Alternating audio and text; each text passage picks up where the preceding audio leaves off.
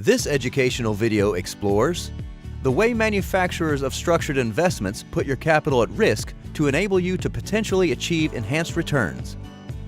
When you purchase a structured investment, whether it's a growth product or an income product, the manufacturer enters into one or more derivative transactions to allow it to satisfy its payment obligations to you under the investment.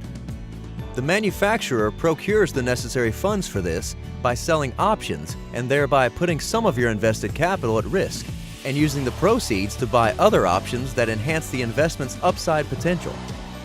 The more capital the manufacturer puts at risk, the more flexibility it has to structure an attractive return, but the greater your potential losses if the level of the reference asset declines.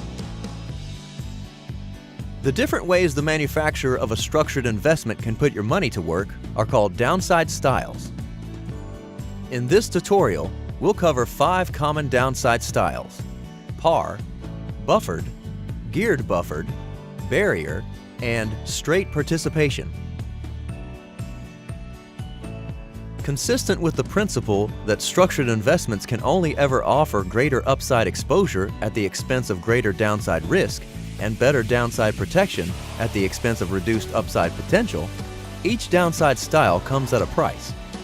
The more comprehensively a downside style protects you against losses, the higher its price in terms of the economic upside participation you have to give up.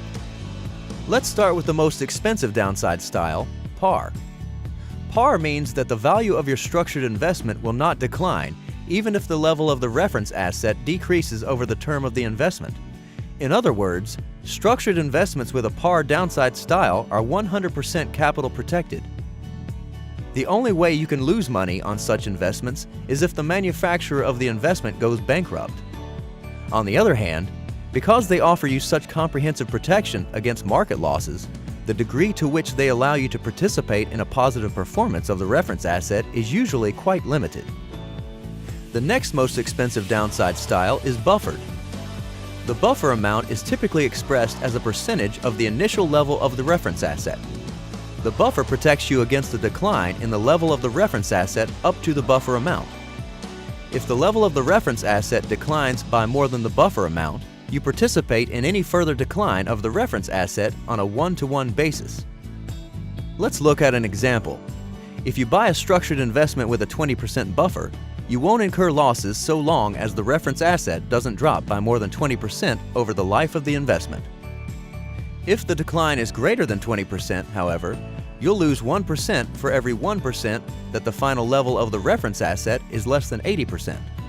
In the worst case, you'll receive 20% of your investment back, which is significantly less than what you receive if you'd purchased a capital-protected investment, but still better than nothing. This is where the buffered downside style differs from the closely related geared buffered downside style.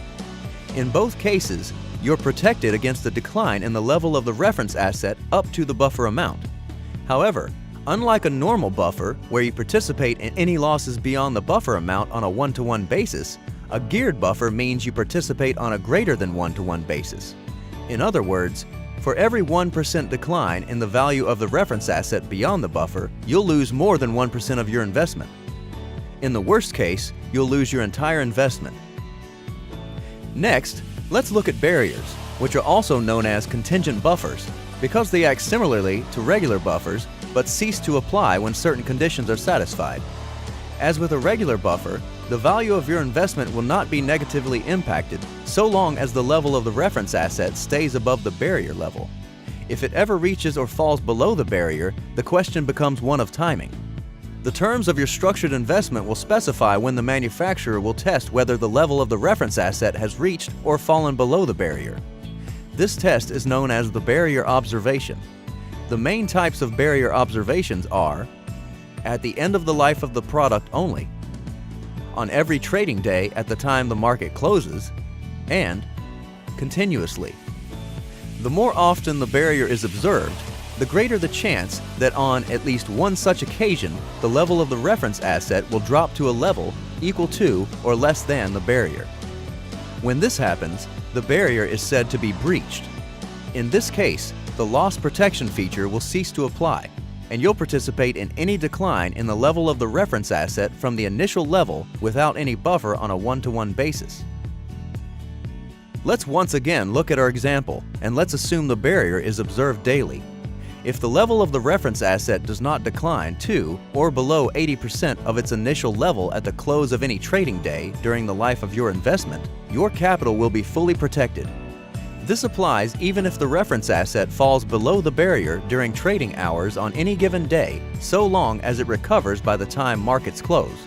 If a barrier breach does occur, however, the loss protection feature will become obsolete, and you'll participate in a decline of the reference asset on a one-to-one basis, just as if you'd invested in the reference asset directly and you could potentially lose your entire investment.